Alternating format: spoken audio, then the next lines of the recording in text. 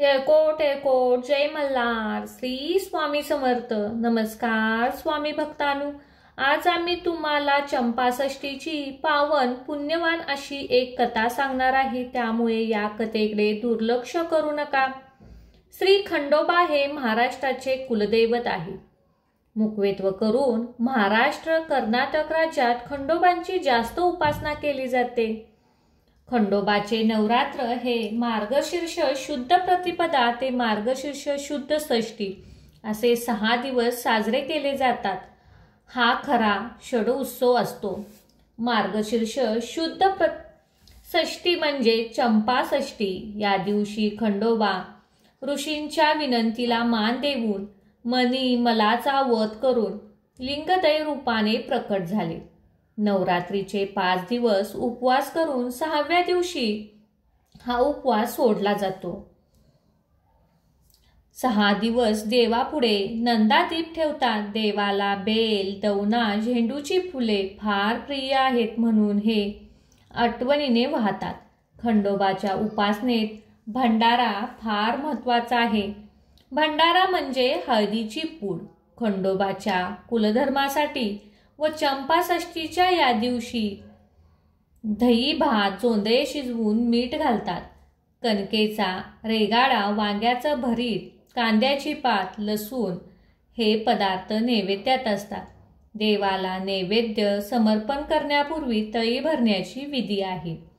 तळी भरणे म्हणजे एका तामणात विड्याची पाने, पैसा, सुपारी, भंडारा, खोबरे पदार्थ ठेवून ते तामण सदानंदाचा एकोट एकोट किंवा एकोट एकोट जय मल्हार असे मोठ्याने 3 वेळा म्हणून 3 वेळा उचलतात. नंतर दिवती व बांधुली घेऊन आरती करतात. देवाचे तोड करून भंडारा व खोबऱ्यांची उधळण करतात व प्रसाद वाटप करतात. अशा प्रकारे खंडोबा देवाची पूजा केली जाते. तर मित्रांनो, आज आपण मार्तंड भैरव अवतार कसा धारण झाला त्याची पवित्र कथा आपण ऐकणार आहोत. त्यामुळे या व्हिडिओला कोठेही स्किप न करता हा व्हिडिओ शेवटपर्यंत पहा. कृतयुगामध्ये निसर्गरम्य व शांत अशा मणिचूल पर्वतावर धर्मपुत्र सप्तऋषी आपल्या परिवारासह धर्मचारण, तपस्या व होम हवन आदी निसर्गकृत्य म्हणजे नित्यकर्म आनंदात व्यतीत करत होते. त्या सुमारास मल्लासूर दैत्याने मणिचूल पर्वतावर आक्रमण केले व तिथे तपोवन उद्ध्वस्त केले. त्याचे आश्रय नष्ट करून गायी वस्त्रांचा वध केला. ऋषी पत्नीची विटंबना केली. अशा रीतीने या नंदनवनाची वार्ताहात लावून मल्लासूर आपल्या दैत्यांसह निघून गेला.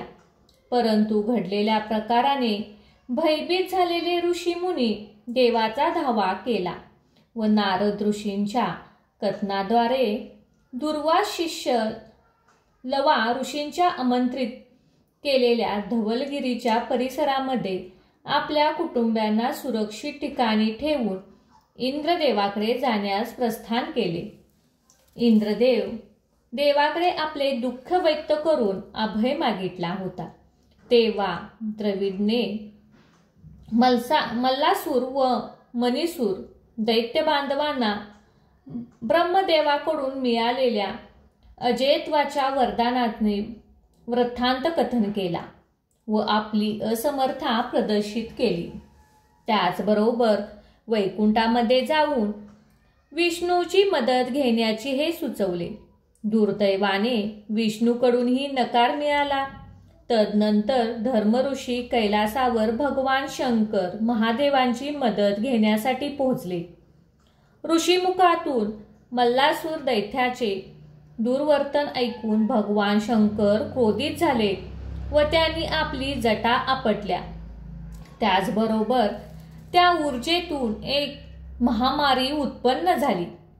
तिला ऋषीमुनींनी घृत अर्थात तूप पाजून शांत केले म्हणून तिचे नाव घृतमारी असे पडले. मनी मल दैत्यांचा संहार करण्यासाठी सूर्यासारखे तेजस्वी आणि भीतीदायक असे मार्तंड भैरवाचे रूप धारण केले. गळ्यात सर्पभूषणे, कानात कुंडले, हातात त्रिशूल, डमरू, खडाग आणि पूर्णपात्र असे मार्तंड भैरव सपानिक नदीवर आरूढ होऊन कार्तिक स्वामींच्या नेतृत्वाखाली सप्तकोटी गणासह धवलगिरीवर अवतरले.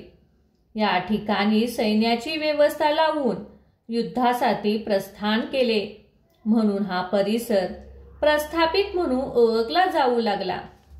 मल्लासुराला दूतकवरी ही वार्ता समजली. नंतर त्याने शिवाचा उपहास केला. परंतु प्रत्यक्ष देवसेना पाहिल्यानंतर मनातून तो घाबरला.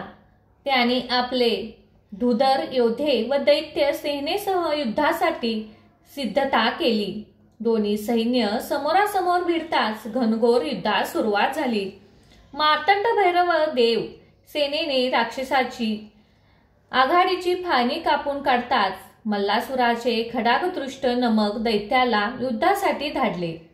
कार्तिक स्वामीने त्यांचा पराभव करून त्याला ठार केले. त्यानंतर येणारा प्रत्येक दैत्याचा संहार देवसेनेकडून केला गेला. यामध्ये उल्कामुखाचा श्री गणेश तर कुटलनाचा महानंदीने पराभव करून त्याला ठार केले. दैत्यसेनेचा पराभव पाहून मल्लासूर क्रोधित झाला आणि त्याने आपला धाकटा भाऊ शूर योद्धा मणिसुराला रणांगणावर पाठवले. त्याला संहार करण्यासाठी मार्तंड भैरव स्वतः युद्धासाठी सज्ज झाले. सुरुवातीच्या घणाघाटी युद्धानंतर मार्तंड भैरवाने त्रिशूल व खडाग आदी शस्त्रांनी त्याला घायाळ करून जमिनीवर पाडले. त्याच्या मस्तकावर पाय ठेवून त्याला चिडकणार तोच मार्तंड पदस्पर्शाने मणिदैत्याची मती फिरली व त्याने देवस्तुती करून इष्ट वरदान देण्याचे वचन घेतले. प्रभू, तुमचे चरणाखाली माझे शरीर असावे, असे माझे अश्वरूढ रूप तुमचे सानिध्यात असावे.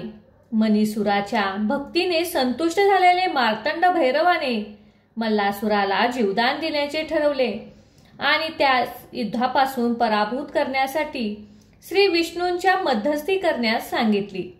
दुलाग्रही व अहंकारी मल्लासूर दैत्याने श्री विष्णूचा सखोल मान्य केला नाही. त्यानंतर उलटच आपली प्रचंड सेना व सहकार्याचा संहार पाहून क्रोधित झालेल्या मल्लासुराने उन्मत्तपणे मार्तंड भैरवास युद्धास आव्हान दिले.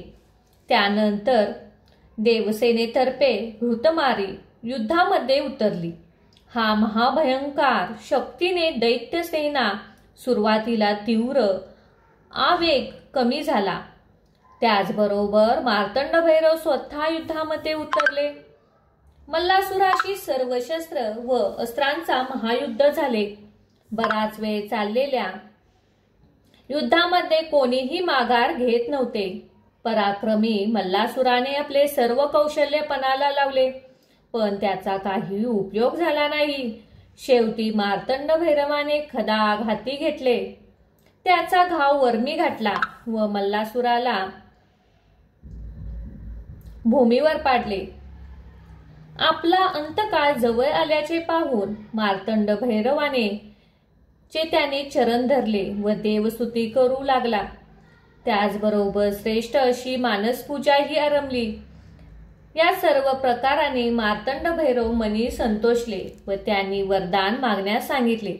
यावर तो म्हणाला, हे प्रभू, माझे नाव तुमच्या नावापूर्वी यावे अशी माझी शिर इच्छा आहे. माझे शिर सदैव आपल्या चरणतळी निरंतर राहावे असावे. मणिसूर व मल्लासूर दैत्यांना पाताळात धाडल्यानंतर मार्तंड भैरवाने प्रस्थापित जवळील टेकडीवर आपली राजधानी स्थापन केली. दैत्यावरील विजय मिळवल्यामुळे या पर्वताला जयाद्री नाव मिळाले. दैत्यासुराचा संहार करण्यासाठी खडाग आणि खड्डा हाती घेतला म्हणून खंडोबा व माळस्याचा पती म्हणून माळसा कांताय भाविक भक्त सदैव आनंद देणारा हा सदानंद खंडोबा. अशा प्रकारे ही खंडोबा म्हणजेच मार्तंड भैरवाच्या अवताराची कथा. भक्तांनो, जेजुरी घराव श्री खंडोबाचे खूप मोठे मंदिर आहे. मनी व मल आसुरांचा संहार केल्यानंतर श्री मार्तंड भैरवाने आपली राजधानी जयाद्रीच्या टेकडीवर स्थापन केली. या कलियुगातील मानवांचे अरिष्ट दूर करण्यासाठी कायमस्वरूपी वास्तव्य केले ते हे जागृत स्थान म्हणजे जेजुरी घर. या ठिकाणी श्री खंडोबाची राजधानी असल्याने इतर स्थानापेक्षा येथील वैभव भव्य दिव्य आहे. मल्लासुराचा संहार केल्यानंतर त्याने मागितलेल्या वरदानाने देवाने अगोदर मल्लाचे नाव घेतले जाते, तर मनीसुराला दिलेल्या वरदानाने 2 दैत्य बंधूंना देवाच्या सानिध्यात राहता आले, ते याच जेजुरी गडावर. माळसा व पानाईचा विवाह करून आले तेव्हा त्यात जेजुरी गडावरच. म्हणूनच असे म्हणतात, जेजुरी राजधानी जयाची, सती माळसा पटराणी साची. असा थोर मार्तंडराया मल्हारी, सदा वंदतो देव तो खडागधारी. सदानंदाचा एळकोट एळकोट. जय मल्हार.